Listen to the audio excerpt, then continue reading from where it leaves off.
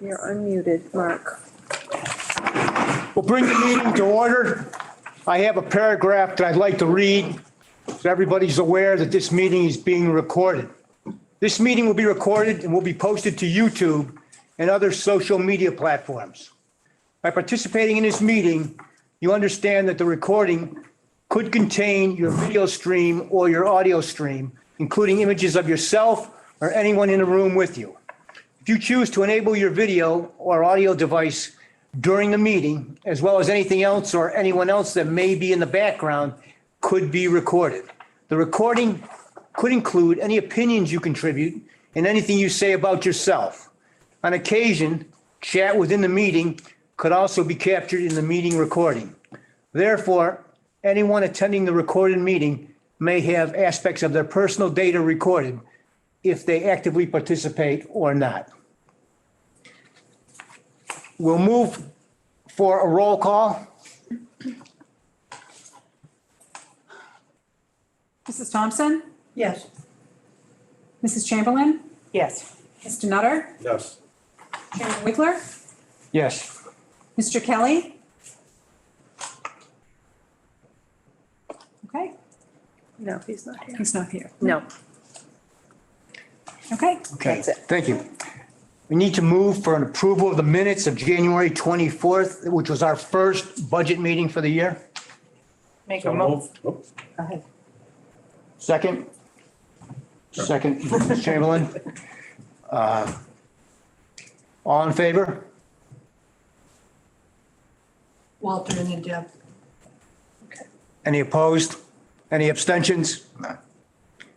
I'd like to also mention that for this meeting, we have three representatives of the State Department of Education who may help us through the process of answering any questions that, we have concerns about. They are Jay Sullivan, Rob O'Donnell, and Christine Lynch.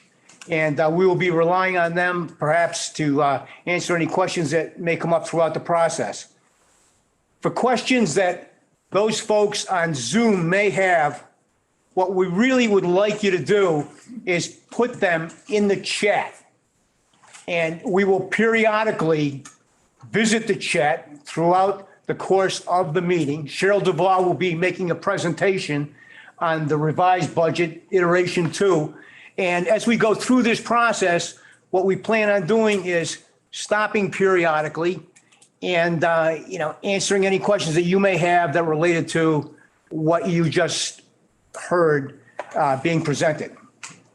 Hopefully, everybody understands that. And again, we welcome questions. We welcome anything. This will be posted. The meeting will be posted on YouTube as of on the Quabbin homepage as of next Monday. By next Monday. The FY24 budget discussion, proposed version 2, can begin with Cheryl Duval, who will be giving us an overview. Only recently do we receive the revenue figures.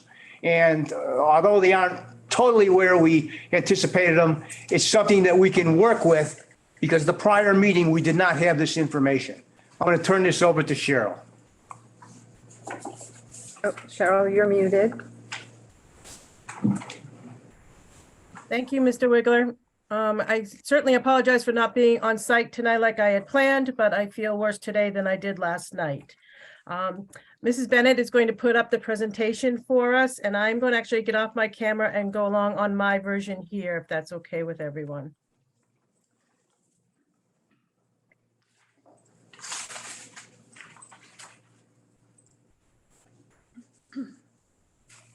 We're going to start off this meeting looking at the foundation budget and how our state aid was calculated from that foundation budget. And I do invite Jay, Chris, or Rob, please feel free to join in at any time during this discussion. You can raise your hand to be seen quicker by the committee. That would be fine with me. So as Mr. Wiggler said, we did receive the governor's budget on February 27th, a little earlier than we had predicted. But as soon as it came out, we started working on what our revenue sources were for this year and what that would mean to our budget. So the foundation budget, as you all know, or most of you know, is where the starting point is, where the Department of Education works to develop the budget that the school district will work off of next year and what our aid is based on. I've pointed out a few things on this chart for you. This is the foundation budget directly from the DESE workbook. I'd like you to focus on the red boxes on top, which is our foundation enrollment. That is the number of students that we are financially responsible for next fiscal year based on our October 1 count of this year. You will notice that I outlined in blue a few numbers over in columns 10, 11, 12, and 13, and I'll speak to those in another slide. I'd like you to pay attention to the circles. The first circle is on line 12, which is 27,040,443, and that is our foundation budget of the district. The foundation budget per pupil simply divides that number by the 1951 foundation enrollment for a foundation budget per pupil of $13,860. Our district going into FY24 is in low income group 7. That's the same group that we were in last year. We talked about this, but our foundation budget is seeing an increase of over $1.4 million. And that is basically due to the increases due to the Student Opportunity Act being applied to certain categories of expenses and students in our foundation budget. Next slide, please. How is the foundation budget calculated? Across the top, you see that there are 11 different categories of expenses that are very similar to the expense line items that the school committee votes their budget. On the left-hand side, there are 9 categories of students. So that's the enrollment that I pointed out in the earlier slide. And the formula is merely the enrollment by category of student times the rate for the category of expense. Next slide, please. The student and the foundation enrollment that I had highlighted in in blue is the English learners that we have in the district enrollment and the low income group 7. These are incremental cost multipliers that are then added to the calculation from the earlier page. I next want to move to the required local contribution that is calculated by documents that are sent in from our member towns to the Department of Revenue. This year, we're seeing an increase in required local contribution from our communities of $623,735, or a 5.4% increase. Many of you that have been on the committee for a long time understand that we look at this every single year throughout the budget that comes through the state level, because it's very important to us what the required local contribution increase is by community, because that comes into play when we calculate the assessments in total for our operating budget. You'll see here that New Braintree has the lowest increase in required local contribution, while Barry has the highest of 6.4%. And that's going to come into play when we talk about what the assessments are based on both the preliminary budget that we talked about in January and the budget that we are proposing tonight. Next slide, please.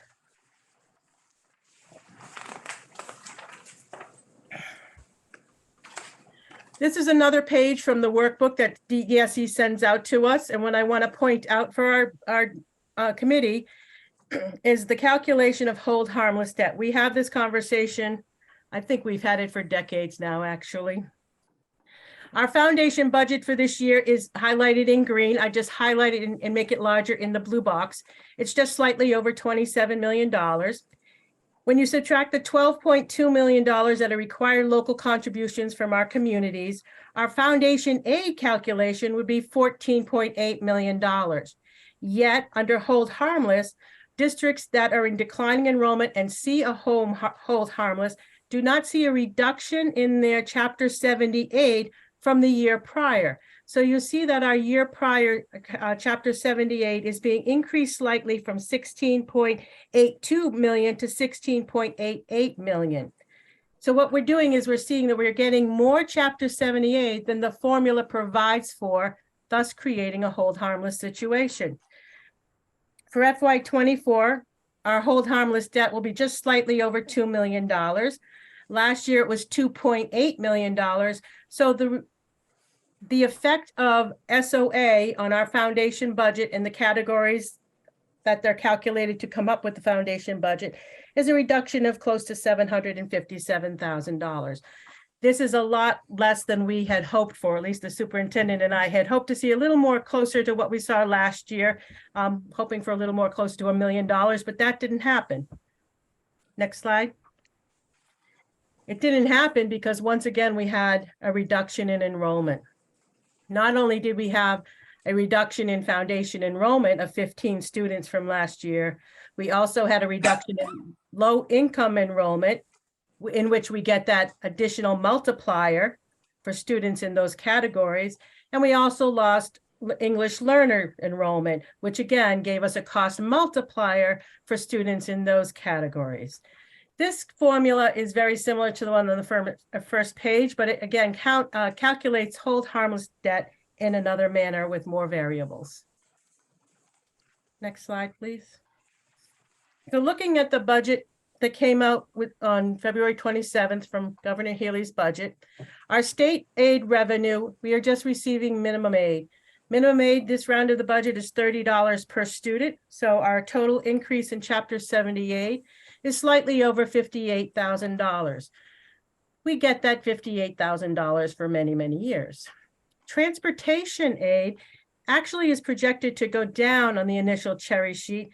And I've been working with Julie Kelly to try to figure out why, as our expenses increased in FY22 over FY21 for reimbursable expenses. I'm not sure if Jay, you want to chime in here and tell us what's going on with Chapter 71 or transportation reimbursement? Yeah, I'll be happy to chime in on that, Cheryl. Thank you. Thank you, Jay. Obviously, when we compute cherry sheet transportation aid, obviously there's a lot of factors that we don't have. Transportation is an estimate, as opposed to all the Chapter 70, a lot of the other things that are on cherry sheets that are actual. But for transportation, it's an estimate. Your actual reimbursement is going to be based on what you actually spend in FY23 and submit on your end of year report. Now, I have to estimate what that's going to be for FY24 for not only regular regional schools, but also for regional charter schools. There are regional charter schools that also get regional transportation reimbursement. And I tend to be very conservative when estimating cherry sheet revenue for transportation, because there can be fluctuations from year to year in transportation expenses. It isn't automatic. I agree. I understand that many districts, their actual expenditures are increasing. And I think what the administration has done has put enough funds in the 24 budget based on my estimation to estimate a 90% reimbursement rate. But I'm not going to calculate cherry sheets based on 90%, because I'm never going to come back to a community and say, oh, I overestimated what your Chapter 71 aid was. So you're going to end up having a deficit because I overestimated the revenue. You know, I never want to put school districts in that position. So I estimate conservatively, and I estimated it at 75% at the time that I had to do these calculations. So there's probably a 15% gap between what the cherry sheet says and what your reimbursement will be, again, based on estimates, obviously. But again, I do that on purpose, just so that I don't create problems, because I'm not trying to really estimate what your aid is going to be for the following fiscal year, because it's hard to pinpoint that. I mean, I try to do that in terms of the overall estimate of what the entitlement will be, and I provide that entitlement to both the governor's office and to the Ways and Means committees, so that they can make an informed decision of how much transportation aid they want to pay. So I've estimated, based on my estimation, it's going to be approximately $107 million, I think, for next fiscal year.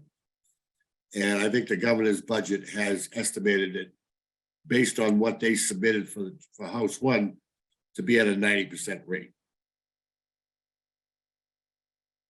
I hope that answers any questions people may have about the cherry sheet estimate for transportation. Thank you, Jay. Actually, so that's where we kind of thought what was going on. It has been that way for a number of years. And for the committee's information, our expenses from FY21 to FY22 only raised slightly because we don't have an increase in the first 3 years of our transportation contract. For FY23, we have a contract increase of 2.5%, so our actual costs will go up a little bit. We can expect, hopefully, a little budget increase in transportation reimbursement as we head through the state process. You'll see that charter reimbursement is expected to go up considerably, but that reimbursement, as my note said, is expected to increase because our charter school tuition out is also expected to increase. We do not budget for McKinney-Vento reimbursement. We hope that we get some in the end of the school year, but we do not budget for it at this time. Next screen, please.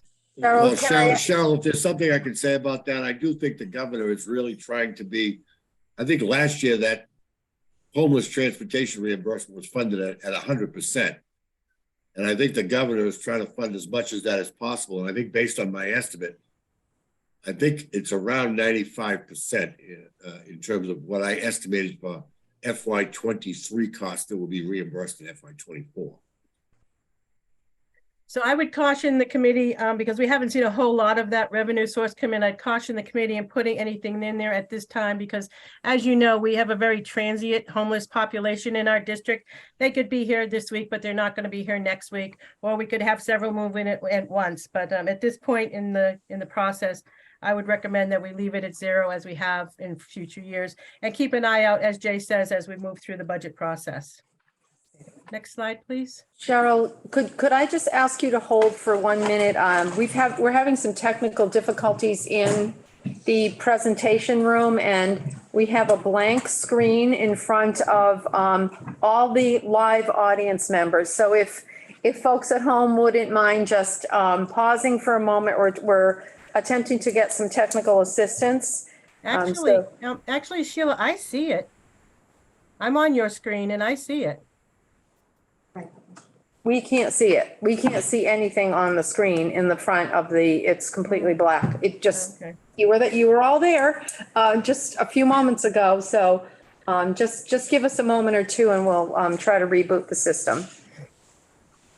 Our apologies. Never easy.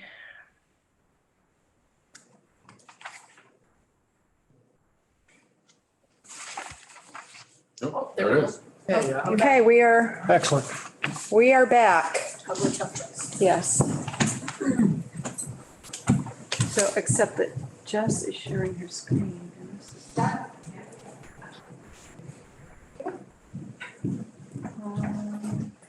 I just had to leave the room and it came back. I turned it on. I did the on off button. It worked. Amazingly. So, but your screen is not. Oh, it is. I just have to choose. Use. Try that. There we go. We have a Question in the chat. Have somebody Is with there a a question chat? in the chat. Okay. So we do have a question. Can you please tell us what the district received for McKinney-Vento reimbursements in FY22 for actuals? I'm sorry, I cannot, since I wasn't expecting to be home today. I have none of my documents with me. I can look that up and I'll get it to you in 1 second. Thank you, Jay. Thank you, Jay.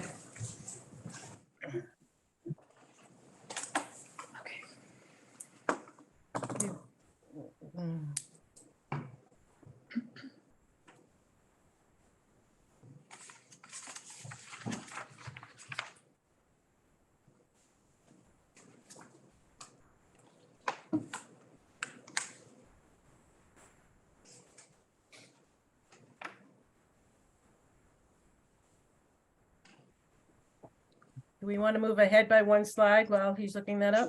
Right, we're on the preliminary budget and recommended adjustments. Okay. Okay. Okay, well, this slide here actually shows where we were with the preliminary budget on the January 4th meeting as we voted. I just wanted to give a starting point of where we were. The bottom line was a 10.4% increase, and we are prepared to make some adjustments to that tonight. Next screen. So what I did when we got the numbers from the governor's budget, I plugged in the revenue sources using the current revenue sources that we provide from district reserves. And with the preliminary budget and revenue projections using the state aid numbers in the governor's budget, assessments to our member towns ranged, with capital included, from 14.5% to 22.27%, or an average of 20.47%. So of course, we knew that we needed to do some work, not only on our revenue side, but also on our expenditure side. Next screen.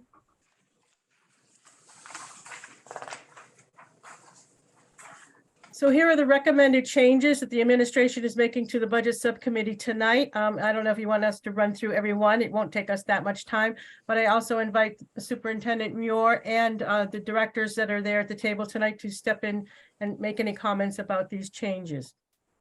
The first change was we did receive the assessment from the Group Insurance Commission for our retired teachers' health insurance, and it's actually a reduction of $143,000 or $144,000, so that adjustment has been made.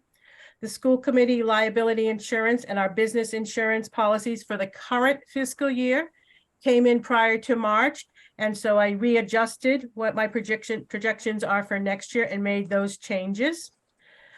We had budgeted for a 0.5 FTE guidance counselor at Ruggles Lane. We've taken that position out of the budget. We had in our budget 2 requested positions for intervention specialists.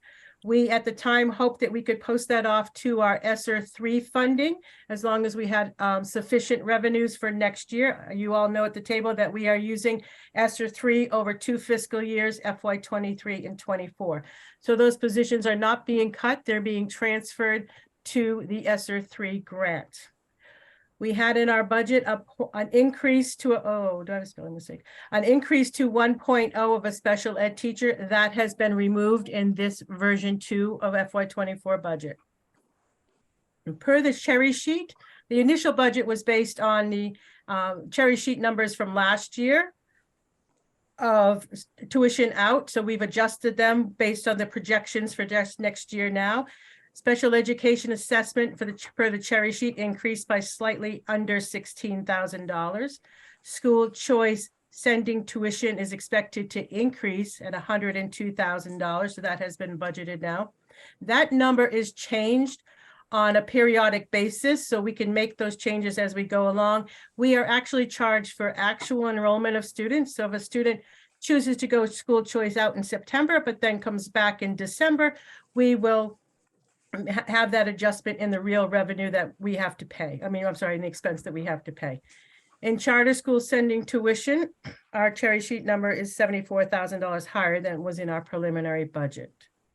We had a number of capital projects that were in the first round of the budget, and we are projecting to take almost all of those projects out of the next version of the budget.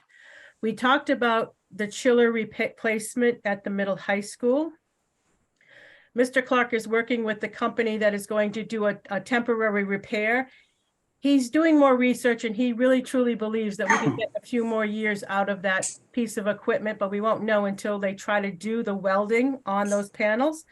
That project was meant to be going out to a separate warrant article to borrow in conjunction with our athletic bleacher and the press box project that we're doing. So that has been removed from the capital budget. The next series of cuts are to equipment and furniture and other capital expenses that were in that first round. The cafeteria table replacement at the middle high school, refinishing the dance floor, desks and classroom chairs at the middle high school, the engineering study to enclose the rail system throughout the building, the installation of temperature-driven exhaust fans. Oh, I hate when I have a spelling mistake. Refinishing the middle school gym floor, a hallway replacement at Ruggles Lane, And classroom chairs, which shouldn't have been in the capital budget to begin with. That's what that little red dot means. It was reclassed to an operating expense. And also cutting 2 classroom floors at OCAM. The reason we're doing that is we just simply can't afford this budget, and we believe that we can get a few more years out of our floors. We don't like to abandon our floor replacement project for multiple years in a row, but at this time, we think it's the best thing to do. And additionally, as the committee knows, we budgeted for a contingency account for negotiations that are ongoing with our 6 bargaining units at this point. And we feel the need to make an adjustment to the amount of money that was originally budgeted there as well. Whether or not we'll need it will be seen when we finalize negotiations, but at this point, we're going to remove that much money. So the total number of recommended budget changes for this proposed version is over $900,000, or a 2.25% reduction of what was first projected to the presented to the committee. Next screen, please. As we put those adjustments into our line item budget, that is then rolled up to our function control report, and then to our appropriation category, which all of you know is the format by which our school committee votes to approve a budget and approve budget transfers. The current proposed 2 version is a 7.96% increase over the current year. Next page, please. So I took that budget proposition using the current revenue sources as I did earlier. After that $900,000 worth of changes, assessments would range from 10.72% to 17.49%, or an average of 16. Again, we know that we have a lot more work to do. Next slide. As the superintendent and I were discussing where we are at this point, we do know that we have a certified E&D balance as of July 1 of $1.5 million. We did our best to build our E&D because we knew that if we did not, we may have a funding cliff at the end of FY25 or end of FY24 for 25 when our ESSER funding is no longer available to us. So although A&D was not used as a revenue source for the current year, we believe that making further reductions to this budget would have serious impact on programming. And because of such, we would propose tonight to the committee to use $500,000 of E&D to reduce assessment increases to member towns. Next sheet. With using $500,000 of certified E&D, the assessments drop slightly to a range of 8.53% to 14.91%, or an average of 13.43%. The business manager listserv that runs through the Department of Elementary and Secondary Education has an ongoing Google sheet that we're all putting in where our budgets are getting approved at. So I just wanted to show you that this sheet here, of course, it's a living document. It's a Google sheet, but as of March 6th during the day, I pulled those numbers and you can see that increases range from 2.94% in Weston to 15.47% in Leicester. The median increase of all of these districts is over 5.6%, and the average is over 6%. You can see I've highlighted Quabbin at 7.96. So I think a lot of us are struggling, especially rural districts are struggling with getting a budget that's in the 2 to 3% range where we usually have been over the last few years. So these are our next steps as we talk about each time we talk about where our budget is. We need to review data, determine how programs maybe how our current programs are impacting instruction and achievement in case reductions or cuts are necessary in the area of programming. We're going to keep a close eye on our projected balances in ESSER 3 in our school choice revolving account, which again, we have been building up because we do have quite a number of positions being posted off to ESSER 3. E&D account, we should take a look at that and adjust projected revenue sources accordingly. And of course, adjust throughout the state's process of going through the House and the Senate budgets. we'll need to look at program and staffing, and based on our goals, determine if all the programs will continue status quo, and we will continue to monitor projected enrollments and class size to determine if our staffing patterns that are budgeted in proposed version number 2 are necessary, whether we need to increase or decrease staffing. And of course, we're going to contact our legislatures and keep them honest on reimbursing regional school transportation, helping us in circuit breaker with that 14% tuition increase that the superintendent brought to your attention many months ago, and look at rural school aid and how we can use that to help our district meet its budget needs for next year. Next slide. Well, at this time, we'd like to open up the meeting for questions for our DESE guests tonight, from the school committee and then from the public. And I think Jay may have an answer for the question that was in the chat. Yeah, the transportation reimbursement for homeless last year was $50,638, which was exactly what was reported to us as the amount expended. Thank you, Jay. Okay, so does anyone from the school committee have questions for our esteemed guests tonight that were so nice enough to join us tonight?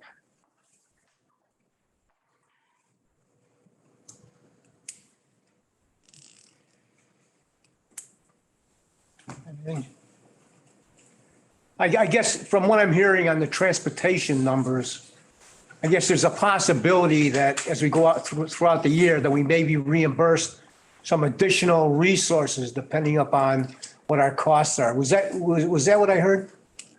That's correct. That's correct. And again, as I said, I based the estimate on 75% of my estimated number. But again, that's on a statewide basis, not necessarily on a district by district basis. So again, it's the ultimate, your mileage may vary, right? In terms of what your expenditures are compared to what they were the previous year. But again, statewide, I think we have a pretty good handle on what we think the expenditures are going to be for FY23, which will be the basis for the FY24 reimbursements. The governor has proposed $97 million for regional transportation, which, according to my estimates, would reimburse it at 90%.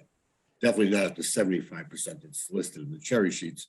But again, that's done conservatively. So, and as Cheryl said, that's been something we've been doing for a number of years now.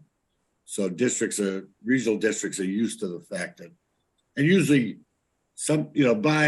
by the time the governor's budget comes out, we typically have a good handle of where we're going to be for this fiscal year. I can tell you in FY23 that the reimbursement will be roughly about a little bit shy of 80% this fiscal year. So, that's what you'll see at FY23, and 24, as I said, that's what the estimates were based on. Thank you. Jay, Maureen?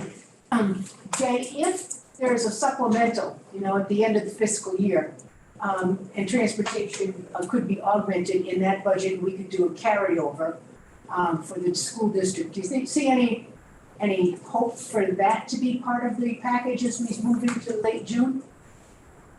Are you talking about a supplemental for FY23? Yes. I haven't heard that there would be a supplemental for FY23, but again, if they did and they augmented the regional transportation line item, then obviously, and that has happened in the past, as you're well aware, we would just basically, whatever the additional funds are, we'd base it on what your actual expenses were, and would prorate it accordingly and send out the additional reimbursement. Okay, thank you. You have any other questions in the chat? There's a question here. Mark? I have a quick question, and I know you've heard it many, many times, dealing with the Chapter 70 formula and dealing with the inflationary rate. I understand the categories and understanding with the SOA and some adjustments there, but the inflationary rate, the Chapter 70 budget figures what are they based on? 4%, 5%? I can speak to that. This is Rob O'Donnell, Director of School Finance at DESE. So annually, we increase the foundation budget rates by inflation. As Cheryl said, we're also increasing those rates based on the rate increases specified in the Student Opportunity Act. So there's a couple of different levels of increase that are happening. The SOA rate increases don't apply to all of the rates in the foundation budget. They apply to the benefits rates, some of the guidance pupil services rates, the English language learner rates, as well as the low income rates. And we're also increasing the out of district special ed rate as well, in addition to increasing the assumptions of your in and out of district special ed. Yeah, I'm sorry, your in district special ed enrollment. So those are the SOA changes that are happening. Once we implement those, then we increase the rates by general inflation. We use an inflation index published by the Bureau of Economic Analysis through the federal government. It's an index called the State and Local Implicit Price Deflator. I can provide that link if folks are interested in looking at that. But that tracks spending trends at the state and local government level. So that rate right now is running at above the 4.5% cap specified in the Student Opportunity Act. So the governor's budget does cap inflation at 4.5%. Actual inflation is running about twice that, actually, based on the index that we use, but it is being capped at 4.5 as per the statutory language. So does that answer your question? Yeah, it does. It does. And then another quick follow-up dealing with the rural additional aid. I know that is that commission and recommendations going forward to try to increase that. Again, from the department's perspective, you're kind of also relying on the legislature and for that perspective, correct? Right. Yeah. So the governor proposed increasing the rural aid program by $2 million from 5.5 million to 7.5 million. I will say it's important to note the language in the governor's budget specifies that we run the program as a grant program. Right. That would prioritize needs in a particular set of districts. So the money would be focused on sort of regional or other initiatives in local districts. As you know, that program, as it's currently being run in FY23, is run as a formula-based program. So not sure how that's going to play out in the final analysis through House and Senate, and then the General Appropriations Act. I'm not sure if that's going to return to being a formula-funded program or if it will be a competitive grant program in kind of a more traditional grant program sense, as opposed to an allocation formula. So that's something that you're going to want to keep an eye on. Obviously, Quabbin is benefiting from that program. I think this year you're getting about $380,000 in rural aid.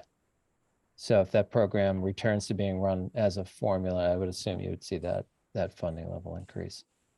I'm not sure how it would play out in terms of a grant. I think it would be up to the department, if it does become a grant program, to determine how to allocate those funds based on proposals submitted by districts. No, thank you for that. And Yep. one more. Sure, go ahead. One more. This one you probably have been aware of, and you've heard it from many, many districts of the Commonwealth, the hold harmless perspective. And we have 15 students and a decrease like that, and then we're hold harmless. And we do know the costs go up, not only on insurance, transportation contracts, whatever the retirement obligations are, the pension obligations, et cetera. We have collective bargaining, we have heat and oil and all that wonderful stuff. Question on that perspective, and I know on the legislature you have folks that understand that the hold harmless was like a gift to districts that had declining enrollment. But I think the early preliminary numbers is about 93, 95 school districts in the Commonwealth are hold harmless districts, and only a few were able to get out of that. And even though we had about an $800,000 piece, we were looking for more to $1 million. Is there any appetite to truly change and look at that hold harmless perspective? Because yes, it works in some degree, but not to the full extent when you have inflationary rates of 9% and then the cost indexes to the various fixed costs that we have to work with. Is there any movement or anything that can happen on that? I don't expect them a 30-day adjustment, of course not, but that has to be a real sticking point from many school districts and cities and towns in the Commonwealth. Yeah, I mean, we all, I think to your point, we are seeing some movement on that front due to the SOA. We are seeing more districts become eligible for foundation aid as a result of SOA. Obviously, not all districts, Quabbin in particular, but that number is coming down in terms of the number of districts that are receiving minimum aid as a result of the SOA. So, I'm not sure that there's been discussion, since SOA was passed Right. back in 2019. We haven't seen further movement, at least from a policy perspective, from a legislative perspective around that. Certainly, the rural aid program, in some ways, is designed to help mitigate that. I think if you look at the list of districts that are receiving rural school aid, a number of those are hold harmless districts, such as yourself. So in some ways, that program is designed to help kind of pick up some of that. And that funding obviously doesn't add into your base aid going forward, but you also have a lot of flexibility in terms of how you can use those funds. So Thank you. Thank you. Yeah. Maureen? I have a question for you, Rob. Minimum local contribution to the member towns across the Commonwealth.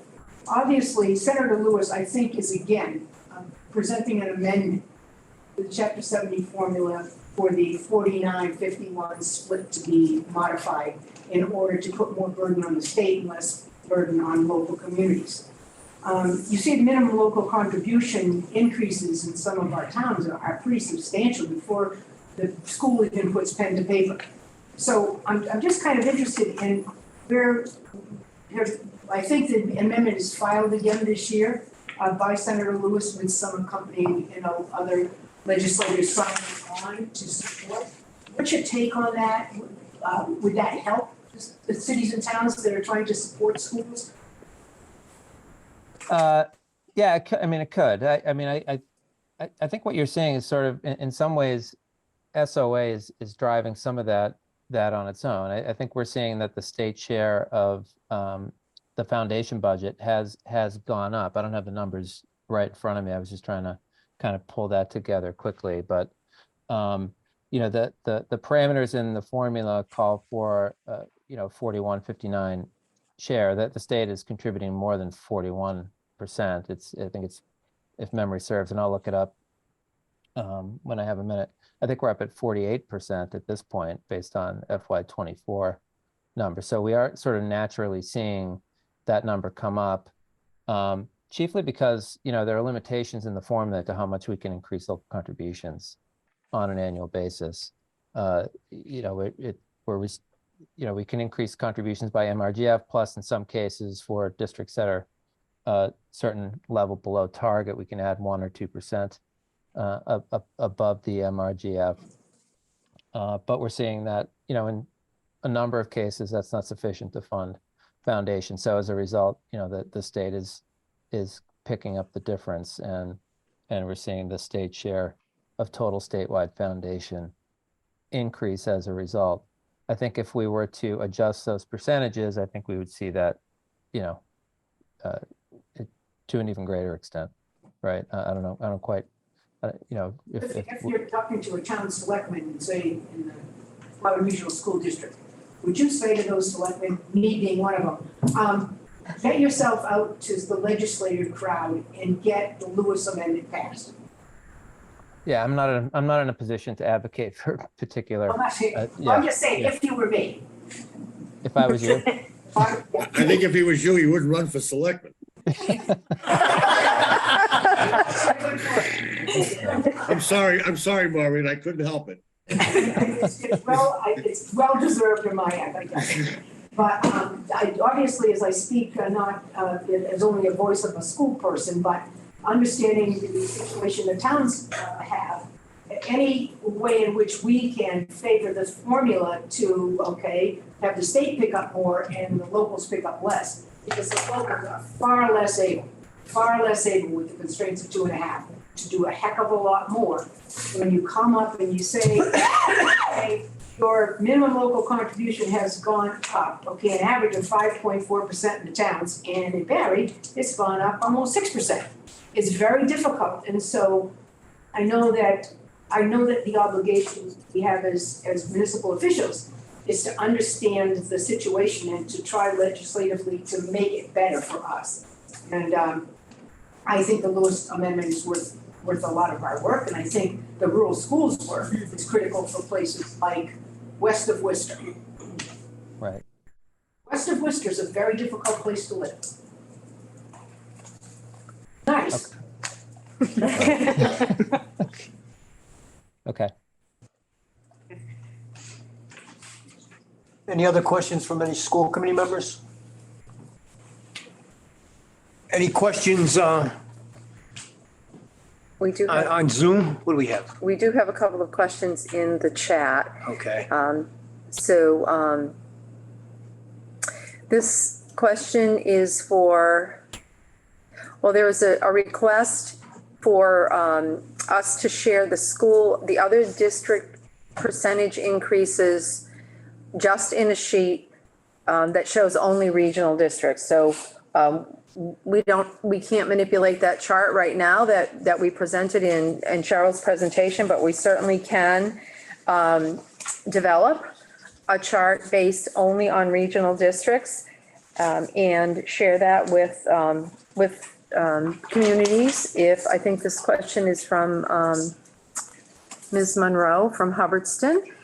So we'll be happy to share that with you and compile that data. I think there's a question from Ms. Rain, as chair of the Hubbardston Finance Committee. Oh, I'm sorry, I just lost the comment here. I would like to know if the DESE representatives have any reaction to the assessment increases to the member towns.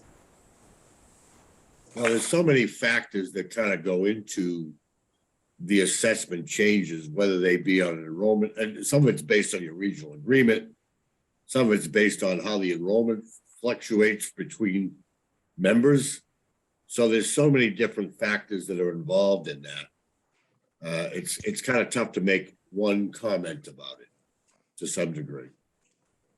Chris Lynch, who's worked with regions for years, I'm sure has had to deal with these issues as well. Chris, can you talk about that for a minute? I think you're muted, Chris. Yeah, there you go. I'm sorry, I was, yes. Yeah, I mean, I don't, as Jay said, I mean, I think it's hard to give a very specific comment, but because there is so many variables, and it's also dependent, and Rob could address this as well if need be, but the enrollment that shifts between if the town is a member of a vocational district as well. So, enrollment may not change too dramatically at the Quabbin level, but it may shift at the vocational if you're participating in a vocational district. So it can shift amongst the members of the Quabbin district, and it can shift as each town might participate in a vocational district. So yeah, it's very difficult to to comment on that. I mean, it is, as Rob says, the minimum contributions have gone up fairly dramatically in each of the member towns. So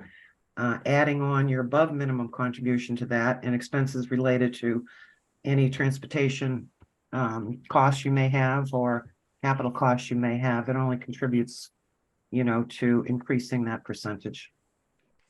And I think the good thing is, there's a limit to what minimum local contribution can increase.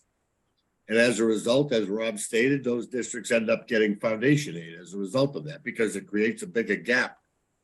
And as a result, districts are entitled to foundation aid that gets put into their base. So that helps local districts as well.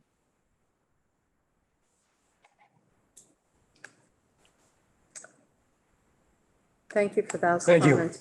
I have, let's see. Another question about, for Cheryl, I believe this one is for you, Cheryl. Can you please share how much new E&D was certified after the FY22 budget?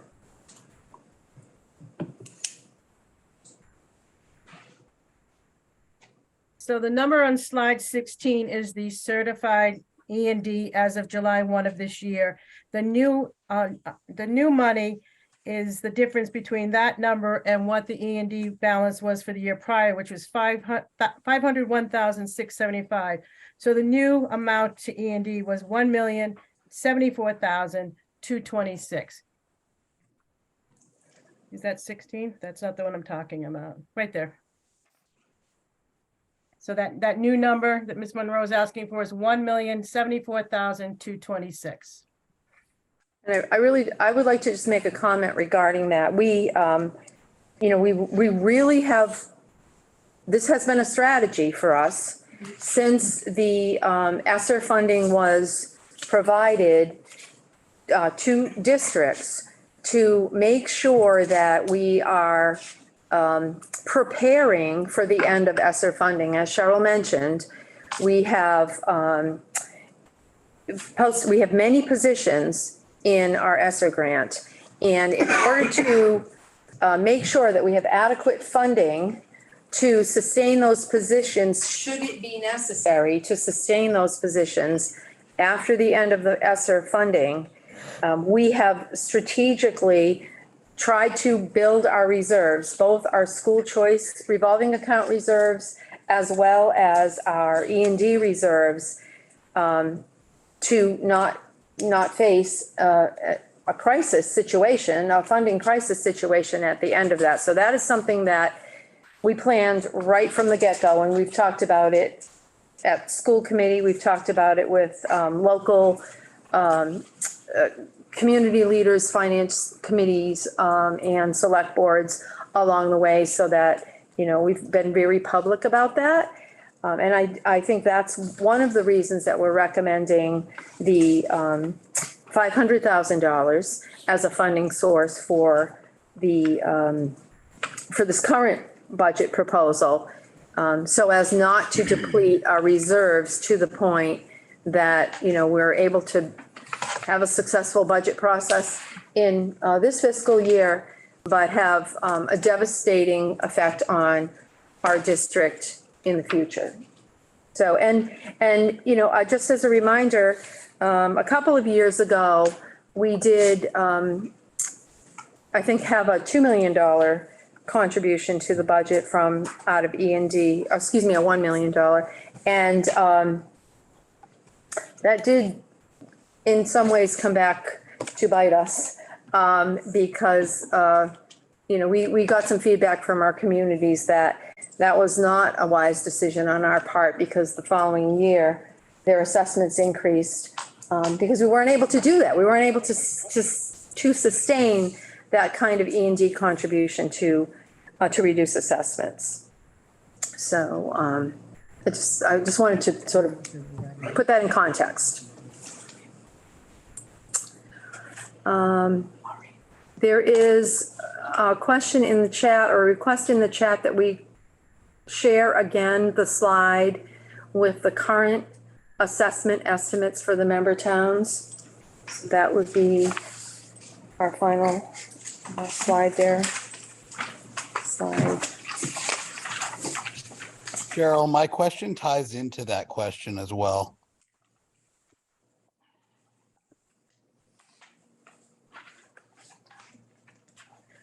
Sheila, if I could, at this point, note to not only the committee, but to the public that are on the call tonight, these are in no way any official assessment numbers. The towns will get their first official assessment letter at the end of April, and I'm sure that our budget subcommittee will be having another meeting, one or more meetings between now and that time when the school committee will vote on the number that will actually be sent to the towns as the assessment for FY24. But to answer the question in the chat, those are the total member assessments, removing all capital items except for a repair project on the middle high school roof that will be part of part of the operating budget as repair. 14.26 in Barry, 10.81 in Hubbardston, 14.36 in, I'm sorry, 14.36 in Hubbardston, 8.53% in New Braintree, 14.91 in Oakham, or an overall average of 13.43.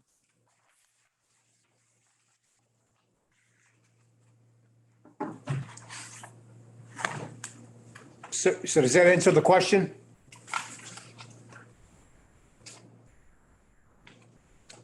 The assessments are up there, but again, they're not final assessments. We have another question from Maureen Marshall. Yes, just Cheryl, can you tell me if any of the towns within the district are below target share?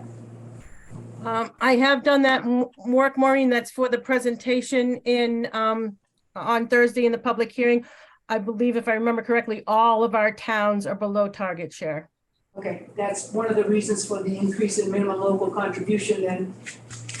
Absolutely. I just thought that that was better reviewed at the public hearing on Thursday night. Well, that certainly answers my question, because that is from a superintendent's perspective, sadness, and from the town side, uh-oh.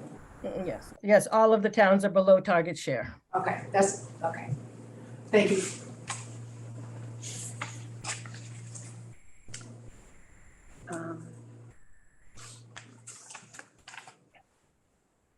So a comment from, for those of you who cannot see the chat, for those in the room, Mr. Boudreau from Hubbardston has this comment. I'll read it. Can you please read into the record what the current proposed preliminary increase will be on the member communities? School committee members, as representatives of individual communities, how do these numbers look to you? Please note that these types of numbers are leading to service cuts in other parts of municipal government. Thoughts? Everyone wants to support QRSD, but it is becoming borderline impossible without taking drastic budgetary measures. And then he goes on to say, since you cannot commit to these numbers, what percentage should we use for budgeting purposes? It's difficult when 60% of your operating budget is a giant variable until mid-spring.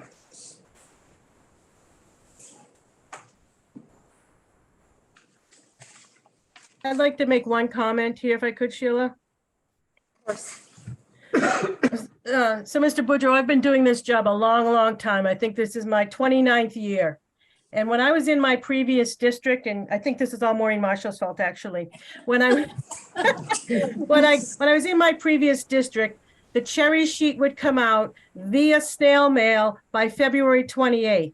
And you could take that cherry sheet to the bank, because that was the number that you were going to get that next fiscal year for revenue from state aid. That hasn't happened since I've been in Quab in 23 years. That was a joke, Maureen.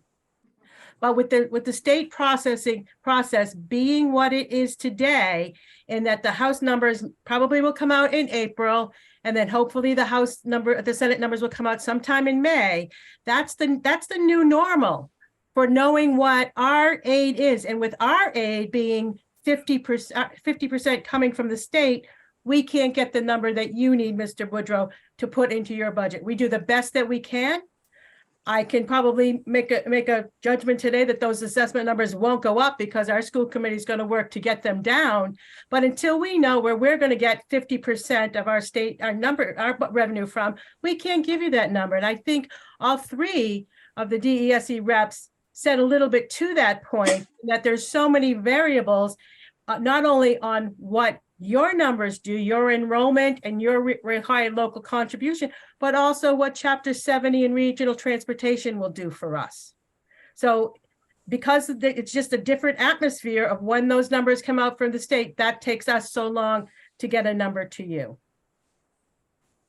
I completely understand the process, and with all respect given to both yourself, your administration, and the school committee, I am more just asking how the members of these individual communities are going to sit here and propose these drastic type numbers, knowing that at home they're making service cuts and proposing potential overrides and robbing Peter to pay Paul now year after year after year.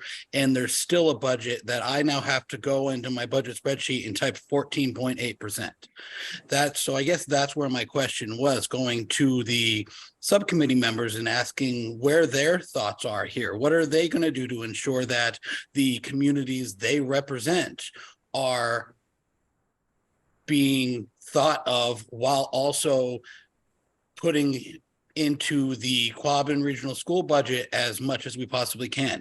Everyone wants to support the school system, but we can't cut police or DPW or a number of other important services to do so. That's basically what I was asking there. I understand the process at the state level. Prior to being a town administrator, I was a chief of staff in the Senate. So I know that whole process intimately. That's not really my question. My question was that question, and being able to, hopefully with the new superintendent, we can get the school system to work with us a little bit early in the coming years. So that's my question for the subcommittee members. Thank you, and sorry for taking up this much time. Yeah, I think just from my standpoint, I mean, I'm from Hubbardston, Nate, you know that, and I realize that it's a significant challenge ahead of the towns. I think every school committee member does. We've been through this challenge over the course of the last several years, probably for the last 10 years, off and on. We've had significant challenges that we had to meet. We've had cuts that we had to meet. We've had numerous meetings to, discuss concerns going forward. And what I think is going to happen is it's not going to be a 14% number. We're going to get to a number that may not be exactly what you're looking for, but a number that's somewhat more reasonable. We totally understand the situation. I'm a taxpayer. I live in a town. All these folks do. And, I guess it's difficult for me to think that, folks think that we don't care about what the numbers are for the towns. We had trouble last year. Anything that's north of 4 is going to cause a problem in my preliminary figures. And everyone in Hubbardston cares about supporting the school, but these numbers are ridiculous and have been for at least the last 3 years.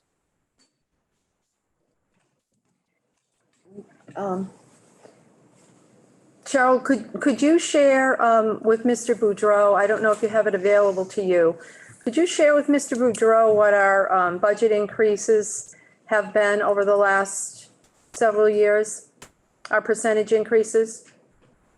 I'm mostly talking post-COVID. I think, I don't know, Cheryl, can you share that? Yeah, it'll take me in a minute to find it, but I can find it and I'll share my screen, okay? Okay, thank you. I think we just want to make sure that we're sharing accurate information with all participants in the meeting about our budget increases. I think you'll find, Mr. Boudreau, that our budget increases have been quite low over the last several years. We have worked very hard to keep our budget increases low. We have not always started with the low point, the point that we end up with, but I think if you will look at our process historically over many, many, many years, you will see that we have worked diligently to get to the point that we have assessments, budget increases that are as low as possible while maintaining services, necessary services to your children. So I think I want to make sure that we can share those numbers with everyone present. Oh, and I don't want anyone to think that I don't have the utmost of respect for the work that you do. And I do understand the balancing act that you're doing on your side. I just wanted to again reiterate the point that even a 5-6% increase on these small rural community budgets is a big deal. And we're having a very difficult time. I've talked to most of my colleagues in the other communities. It's a big deal. We're having to make drastic cuts and decisions that shouldn't have to be made just to get to a point where we can supplement this.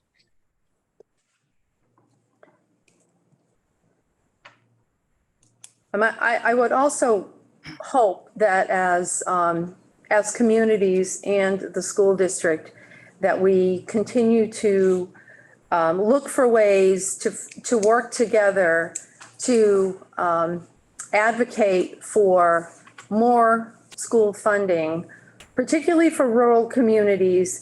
If you watch the news and you follow what's happening in other rural communities, you will see the same types of conversations that we're having tonight are happening across the state. I've seen article after article after article in rural communities where the communities are having difficulty providing what their communities need and what the schools need. And this is really, in my opinion, a matter of us working together, not against one another, but together to advocate with the legislature and others to recognize the challenges that this gap in funding is causing for our communities and our school districts in rural areas, particularly whole districts in the hold harmless status. And we recognize that, but again, hoping that we can take a more proactive approach together, because I don't think with the current funding available to the school district and to our communities, we're all going to be in a situation where our communities aren't going to be viable and our schools aren't going to be viable. And that is, I guess, has been characterized as a death spiral. The communities can't thrive and the school district can't thrive. And that is just a vicious circle of decline for both our communities and our school district, because if you don't have good schools, you don't have people who want to live in your community. So this is a real dilemma. And I think it's incumbent on us to work together to solve this or do our best to solve it and make our struggles known outside of our 5-town district and our 5 communities, and band together with other communities that are experiencing similar challenges. Sheila, if you could let me share my screen, I do have that spreadsheet. Sure, Cheryl. There you go. I think you're all set. Okay, so this is a spreadsheet that I keep from year to year, and I believe you were asking what the budget increases were. Those are in columns F and G. Going back from the current year, our FY23 budget increase was a 2.0%. The year before that, 1.7%, FY21, 0.5%, and FY20, which was the COVID year, 1.9%. You can see going back, they were similar to that. Goes all the way back to FY13, was our largest percent in the recent past at 3.9% increase in budget. Those numbers are all good, but they're incredibly relative to the size of the school's budget. Hubbardston alone had a 6% increase last year. I understand that we do have to work together, and I thank the superintendent for saying that. And I'm done. And I appreciate you allowing me to speak like this evening.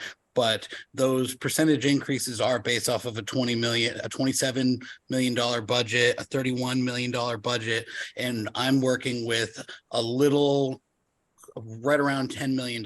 So 6-7% increase is a lot for us. And I understand that we need to work together. I understand this is the beginning. I understand the process, and I thank you, but I did want to make sure that being given this opportunity that I let my situation be known.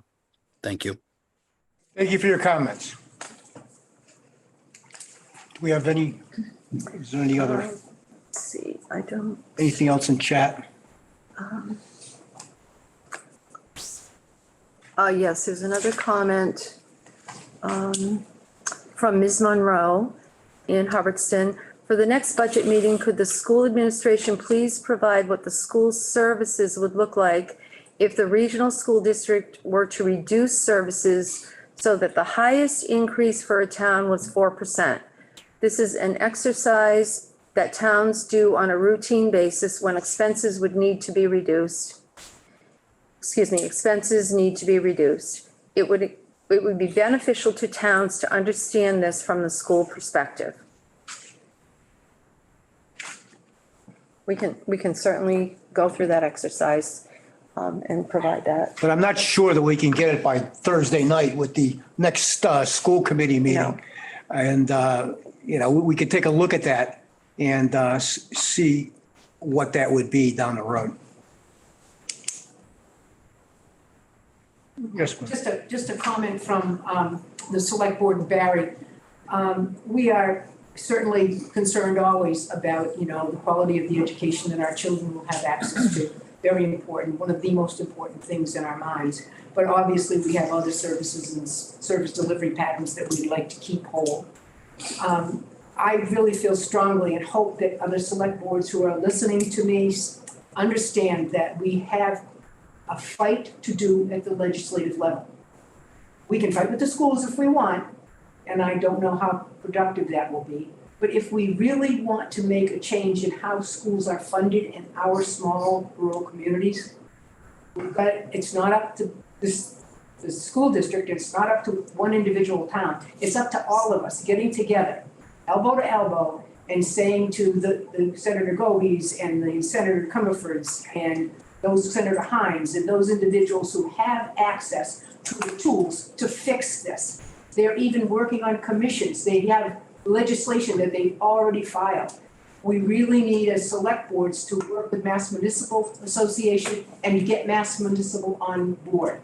I know in the end of March, I know that Superintendent Muir will be joining a group from the Mass Association of Regional Schools, the Mass Association of School Committees, as we sit down with a lot of rural communities in central Western Mass and put together more ways in which we can facilitate getting pilot land. That would be payment in lieu of taxes for all of the land that our district, the Quabbin district and many districts around us have given to the state to protect their water. We're happy to do it, right? But when the pilot money, and everybody who's a selectman knows what I'm talking about, when that is so ridiculously lowballed, that is sad.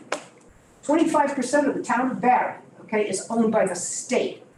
And we have a lot of land trusts that are coming in and saying, you know what, let's put some more money off the rolls. Let's make it so that it's more open land. I don't know how much more open land you need if you live in Barry and Hubbardston. Hubbardston also burdened with a tremendous amount of watershed properties that are non-taxable. So I urge you to, I hope, call the Barry Select Board, call me. We will be putting together meetings. We hope you will join us on May 4th to go to the Hill, to whine and complain. I'm really good at that. And to try to put in the forefront, the Healy idea that we should have grants and write grants to get the money that we need for rural schools is nonsense, in my opinion. So I'm wound up now, I know. I really ask other selectmen, other budget and finance committee members to, let's get together. I'm telling you, in numbers, we can do something. And I mean, there's no question, we still need to work with the schools need to work with us, I get that. But the money is in the state. The amendment that changes the percentage of how much money is funded by the locals and how much money is funded by the state is critically important to us. But most people don't even think about it, don't even know about it, and as a result, legislators, don't think about it like we do either. So I'm just urging you to keep in touch with Dr. Muir, keep in touch with myself as a chairman of the Board of Selectmen of the town of Barrett, and we certainly are going to be doing whatever we can to get that rural school aid bill passed, which is House 500. And critically important to each and every town that's in the Quabbin Regional School District. So please think about, we have to work with Quabbin, and I know we want to ask you to do all kinds of stuff, but I'm really saying, the money's not here. I wish it were in Barry, and we could just, make it, print it out at the office. The money's at the state level. 91 school districts out of 300 and some odd that were in the district. 91 of them got nothing, nothing but a 0.01% increase in Chapter 70. Those 91 school districts aren't all rural, but a lot of them are. And we know, we're all sitting there saying, okay, some places got 10% increases in Chapter 70.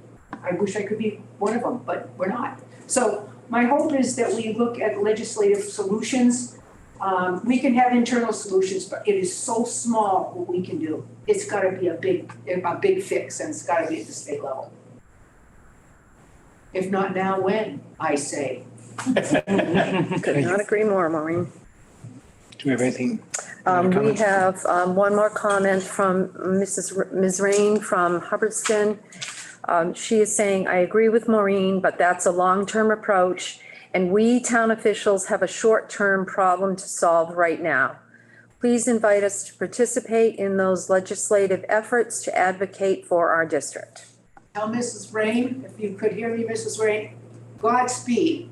I think it's more of a short-term solution than not, because we see not only House 500, we can start to work on it. We know the amendment out there to change the split is out there. And we know that the governor, for the first time since rural aid has reared its head, the first time that the governor put any money in it, Baker never did. It had to go to the House or the Senate where we were able to get really small dollars. I say the time is now. And Mass Municipal, there's a change in their leadership there, which could change the focus on what rural schools mean. And SOA passed, and whoever thought that could pass. So I'm of a mind that we're going to get a better piece of this of legislation than if we sit and do nothing, we'll definitely get nothing. But I will definitely keep in touch with the town of Hubbardston and Hardwick and Oakham and New Braintree, as well as many others that I work with, and hope that we can put some pressure there. I would always say, don't bet against us, right? Correct. There is another comment from Mr. Young from Hardwick. He says, I agree too with Maureen. We need to fight with the state on more funds, but Susan is also correct. We have serious problems right now. Long-term solutions are needed, but the short-term problems will sink us. Well, some of the rural school aid could be coming in short term, could be coming, so. Hopefully that will indeed be the case. Any other questions? I don't see any other Any comments? comments in the chat. No, sir. So I think right now we need a motion to move the preliminary proposal number 2, which was just reviewed by Cheryl, to the full school committee. I'll entertain a motion. So moved. Second. All in favor? Aye. Actually, Mr. Kelly, I believe, is on as well. Is he still online? I No, don't think see he him. is. I Okay. think he is left. Okay. All of the documents that, so the motion passed, correct? Correct. Correct.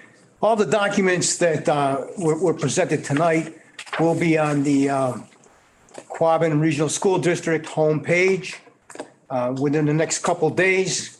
We also have a public hearing on the budget Thursday night at 6:30, which also the Zoom address is on the homepage. And any questions relative to the budget, if they weren't asked tonight, or somebody wants to make comments that they want us to see, they should email questions to budget@qrsd.org. That's budget@qrsd.org. And I'm sure someone will respond to you. Anything else? Any other concerns from school committee members? No, I think we know that this is the beginning of the process, and we understand to address the towns. We are mindful of the town's budget, and this will not be the assessments that will be forthcoming to the towns. There's many iterations of the revenue projections. Our budget numbers are realistic numbers, but we need a number, and this is where we are in the process. So when the school officials recommends that they can make no further cuts without impacting the education of the children, this is the budget that we need to move forward at this point in the process. Thank you. Any other comments? Any concerns? I'll entertain a go ahead. Just one comment. I just wanted to say thank you for the DOE officials. All three coming, and this is, seriously, I know we're a district of 5 towns, and you have been responsive, and you continuously hear the needs, not only in a regional perspective, but folks that don't get under that formula, especially the hold harmless, 93, 91, 95 districts, whatever it is. Also, I get it, totally get the SOA. I'm glad there was an adjustment, but there's got to be a move on that inflation factor. I understand the movements on the categories, but 4.5% is not a realistic number to have on an inflationary rate, which was Ed Reform Law of 93, or whenever that number was adjusted. I don't know if it was 99, whatever it was.